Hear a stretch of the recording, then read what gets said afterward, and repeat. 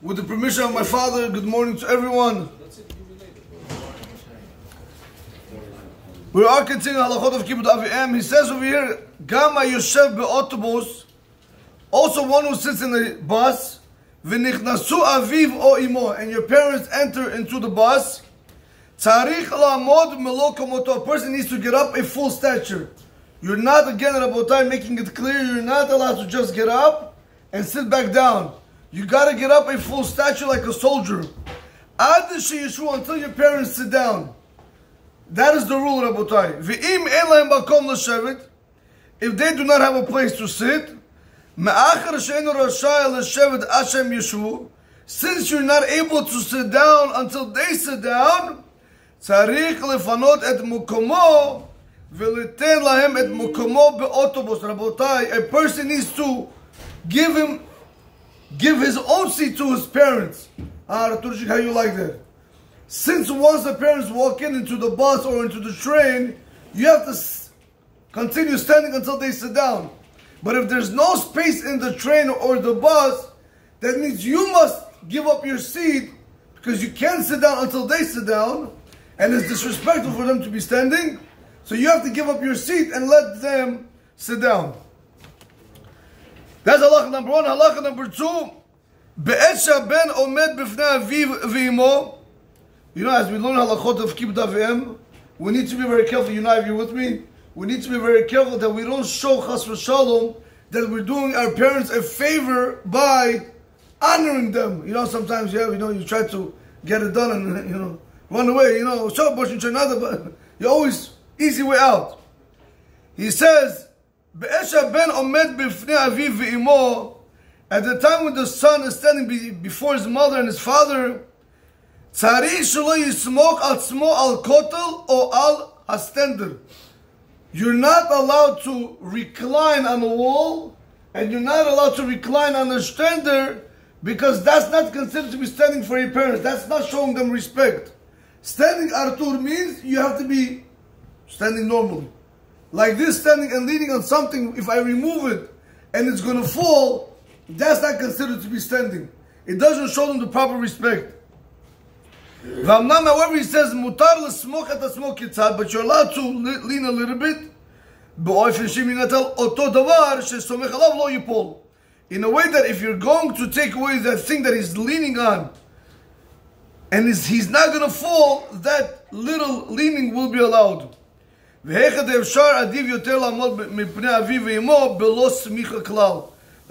it's possible for a person to stand without supporting himself on anything when it comes to his parents, he should stand. But when you're dealing with a Talmid Chacham or somebody elderly, somebody above 60, you're able to rely on things that will support you. As long as you're standing before the Talmid Chacham and they're elderly in an honorable fashion. Right? You're not like slouching back, chas v'shalom. You're showing them honor. Rabotai, I tell you something, it's not only, as much as we emphasize this for parents, when the grandparents also walk into the house, you got to tell your children, get up. And unfortunately, Rob, you with me, Rob? Yes, sir. Unfortunately, in this generation, it's not chas v'shalom that they're doing it because to get us angry or in spite, or it's because out of ignorance. When was the last time you sat with your child and you explained to him the importance of getting up for your parents, for your grandparents? When was the last time you did that, Rabotai? We don't educate our children. Don't think that the schools are educating them. Rabotai, you don't want to know what goes on in the schools. That's why as parents, you have 2 minutes, you have 30 seconds. You walk into the shul with your son, you tell him, there's a mitzvah, your mommy comes in, you get up. Papa comes in, you get up. Grandparents, you see them once and give them a hug and a kiss. Show them importance, Rabotai. We need to educate our kids in these things, because remember, if this is the generation today, what's going to be in a few generations from now?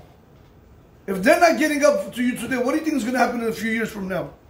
That's why, Rabotai, everybody has to try to do his best to educate his kids as much as possible when it comes to these things.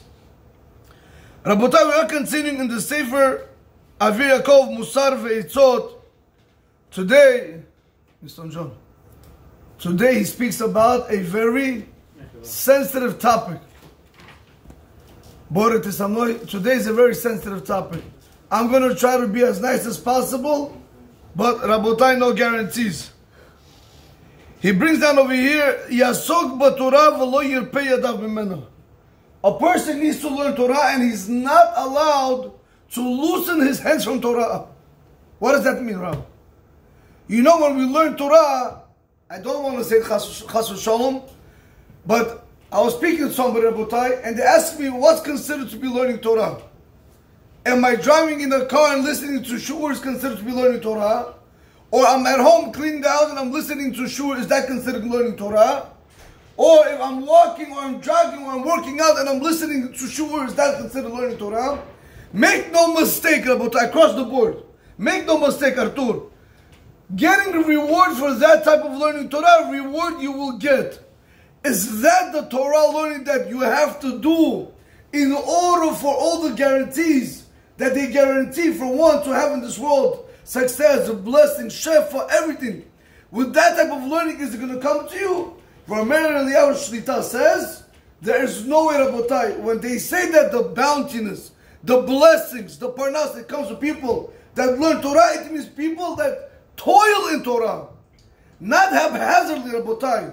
Not, okay, by the way, why don't you sit down and take a pen and a paper and a highlighter and sit and take notes and review and record and re-listen? Why don't you do that? Well, you have no time? Look at the screen time. It shows you how much time you have. And Rabotai, this is what he says over here. Ha-Torah, when you're dealing with the Torah, tzrichad shetiyeh shemur b'yad ha'osek ba, lahagod ba yomom v'layla. When a person is learning Torah, you need to guard it. You need to be able to learn it day and night. Meaning, if you have time to learn Torah, you learn Torah, but don't do it haphazardly. Don't do it. It's I'm not telling you not to listen when you're driving, not to listen when you're cleaning. I'm not telling you that. But when you have that hour when you're learning, when you have 15 minutes, spare 15 minutes, take out a book. It's not enough, Rabotai, just to listen. It will not do that effect. Arturchik, you ever work out? You ever go to the gym before I used to go to Bali? You ever work out or no? You have over there, you have a trainer, correct? The trainer can talk all day. You got to pick up 400 pounds over here, 300 pounds over here, 250 pounds over here. You got to do 1 hour of running, correct? All this is nice. But if I don't get on those machines, there's no way I'm going to be able to build a muscle. You understand? Over here with the Torah, it's exactly identical. That's exactly the same thing. You can listen to all the shurim in the world, but don't think it's going to penetrate you unless you sit down and make it a reality in your life. Sit down and try to go over what the rabbi said. When was the last time? One thing that the rabbi said, you took it and said, this is what I have to work on. Rabotai, that's why we're not allowed to loosen our grip from the Torah. And if a person is going to loosen his hands from the Torah, meaning to say that, when it comes to learning Torah, a person is on his phone, he's doing everything but to learn Torah, you should know, it says, Rabotai says, with this you awaken the snake above. Meaning it's not a good thing, Rabotai, it's not a good sign to awaken the snake. What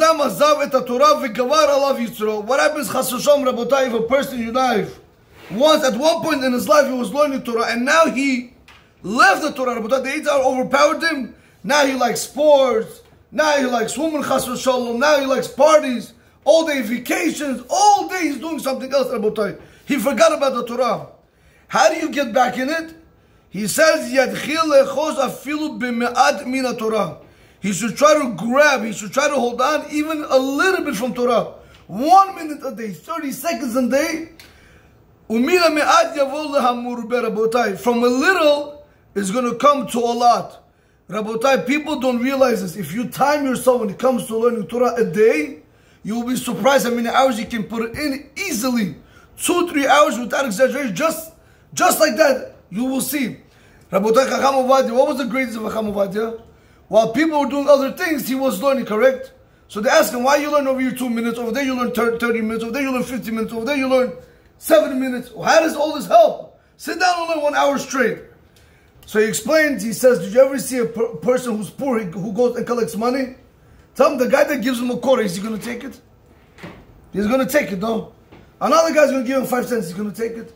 By the end of the day, 5 cents, 20 cents, 30 cents, 10 cents, $1, by the end of the day, he's going to have $500, correct? But can you imagine, Artur, if the guy said, I don't want to take the $1. I don't want to take, why don't you give me 25 cents right now? Right? So he doesn't begin the process. Same thing with Torah. Start with a little bit and start adding to it, and you will be surprised how much time of Torah you can put in of learning little by little. And over here it brings down, when you're learning Torah, it has to be done with kavod. It has to be done with respect, with awe and trepidation, just like it was given in Har Sinai. He says over here like this, Rabotai, tzarich ha'adam litbonen. A person needs to contemplate, veleda, and he needs to know. The otiyot ha'torah hem kodesh kudoshim l'mal. The words, the letters of Torah, they're holy of holies. Do you know what means holy of holies? Do you know in the Beit HaMikdash there was kodesh kudoshim where you go inside in the inner chamber?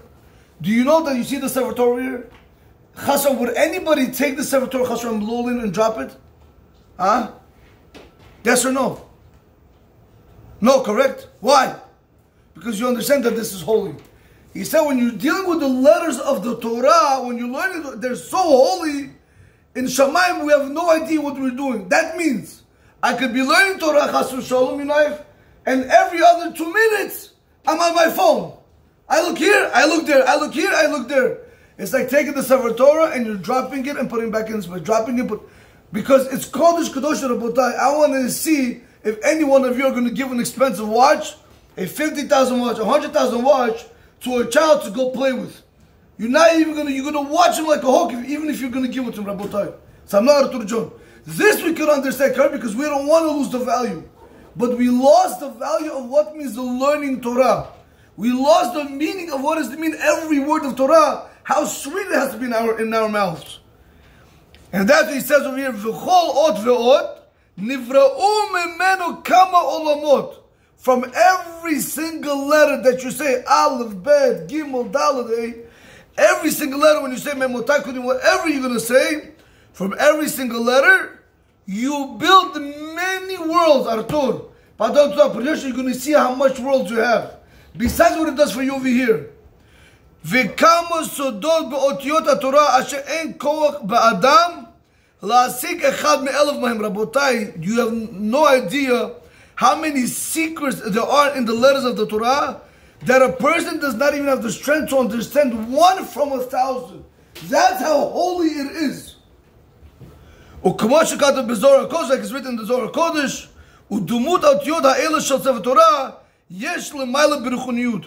Rabotai, these words, these letters that we say here, Aleph, Bet, Gimel, you have similar letters in Shamayim above, in spirituality. V'chol ha'tzirufim shel alphabet v'chol ha'cheshbonot ha'yotzim mehem, ha'kol yesh keneged b'ruchanit l'mayla. Rabotai, all these Aleph, Bet, Gimel, Dalet, all the cheshbonot, all the calculations from every single letter of the Torah, you have everything in Shamayim. So whenever I say Aleph, Bet, I just created worlds. So can you imagine, a person can create for himself, he can make for himself money in the next world. So when he comes, he's going to have netzach nitzachim. He's going to be living and enjoying, he's going to get the delight, he's going to delight from the Shekhinah forever. Rabotai, and what do? Arab, we give it up for the most minimal things in this world. This is why, if you pay attention, why did they do this? Remember, what did Hitler want to do? Hitler wanted to kill the Jewish people physically. He thought he was going to be able to destroy them like that. He saw that it was not successful. So then how did the Yitzhar come now? We're not going to kill no Jews, correct? We're not going to kill them. But there's other things we're going to make.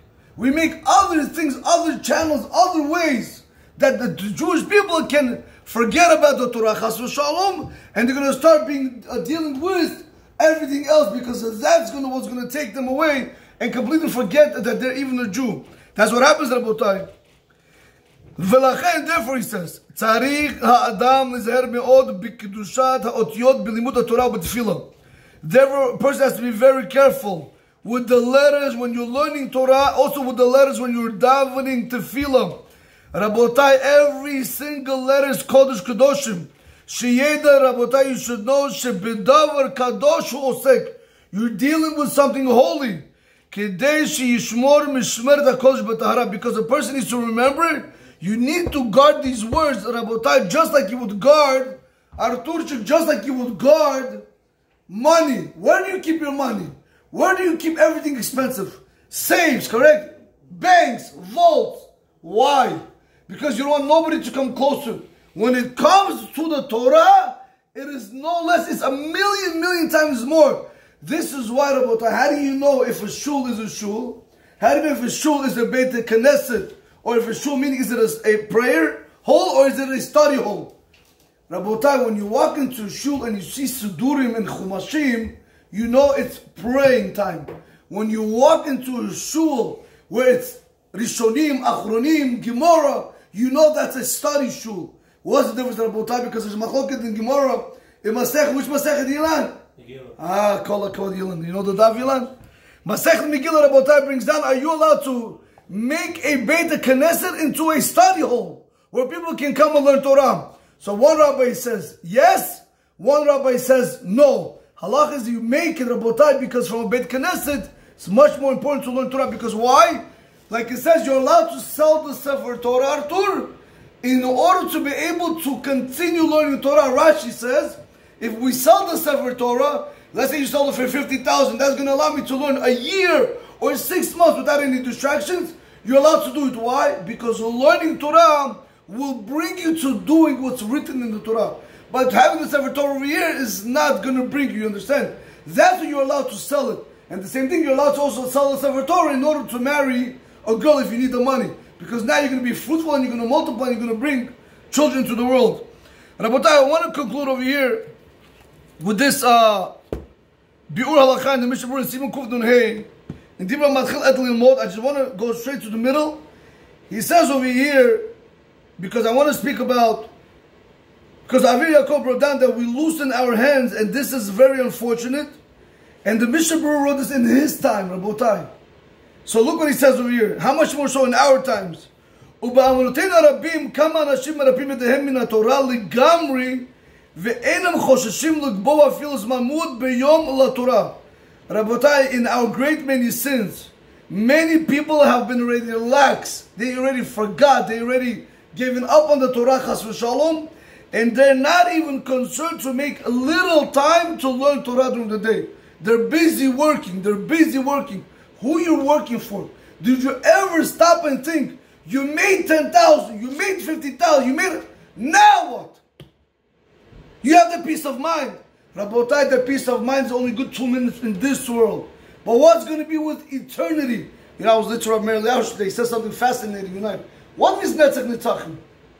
What means eternity? Because we Joey, in the next world, there's no time. There's no realm of time. Over here we have time. Over here everything is time. But over there, Rav, there's no time. So what means eternity? So he says, can you imagine, take a bird from one, Mount Everest, the biggest, give me the highest mountain, take a small bird, and put him to the other, and say he's going to have to travel from this mountain to the other side of the world where there's no mountain. So you ready? The bird goes to sleep for 1,000 years. In 1,000 years, he wakes up, Rob, he takes one pebble from the mountain, because he can't take a lot, he takes one little grain, and he flies over to the other side of the world. When he gets to the other side of the world, he puts down the pebble. Good. He sleeps now another 1,000 years, he flies back. He sleeps another 1,000 years, he takes one more pebble. Continue like this for thousands of years until he's able to transfer this whole mountain to the other side of the world. Try to understand when that's going to happen. You haven't begun what means Netzach Nitachim. We don't understand the reward that we're going to be able to get. And we give everything up just like that. And that's what the Rav Chaim is saying. People don't even think, they're not even concerned about time to make some time to learn Torah. They're always busy. Rabotai, but what's the reason? What's the reason? V'asibahu mipnei she'enam yodu'im godel ha'chiyuv sheyesh b'zeh. Because they do not know of the great obligation that they have in learning Torah. We don't realize, Rabotai, without Torah, there is no Klal Yisrael. Hashem said, if there's going to be a second in the world where there's going to be no learning Torah, I will turn this whole world to void. There will be nothing. Ukvar Amru Chazal, Rabotai, already Chazal said in Masechet Yerushalmi, Talmud Yerushalmi in Chagigah Perek Aleph Halacha Zayin, V'iter HaKadosh Baruch Hu al avon avodah zarah. If a person does avodah zarah, idol worshipping, Hashem can forgive you. Hashem can overlook it. Vigil arayot, a person slept with a married woman, Hashem said, you do teshuvah, I can forgive you. Ushafichu damim, and if somebody killed somebody, chas v'shalom, Hashem said, I can forgive you. V'lo viter al avon bitol Torah rabotai. But he didn't forgive a person who does bittul Torah, who nullifies from learning Torah. If you're able to learn and you're not learning, that Hashem does not forgive. He continues over here, Rabotai, a very whole thing, that no matter how much you learn, it's never enough. That's what he says in the end. A person needs to make sure. I want to read the last line. He says over here,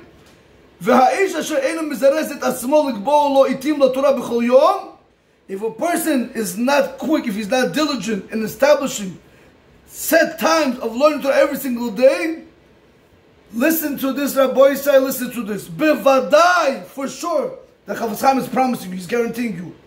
Yishay'er rekam mikol, when you come to the next world, you'll be empty from everything, Rabotai. Don't think you put on tefillin, you daven. I'm proud of you, I'm happy you're doing this. But Rabbi said we can do much more. Squeeze yourself and you will be surprised how much you can do. What are you going to say to on the day of judgment day? I had to go over here, I had to go. Every day. A person has to be chacham. Just like Rab, you have a time from 8 to 5. Nobody bothers you. The world is in your eyes dead. We're making money. When it comes to your business of avodat Hashem, you have to look at it the same way. When it comes to learning Torah, davening, everything else in the world doesn't exist. Only me and you, Hashem, in order for us to be able to acquire a very, very monumental wealth in Olam Haba. Baruch Adonai Olam. Amen. Amen. Rabbi Chaim Igal, Shemar Tzadok Baruch Hu. Lezakot Shel Lefichach Yirba Lahem Torah Mitzvah Shemar Adonai. Chafetz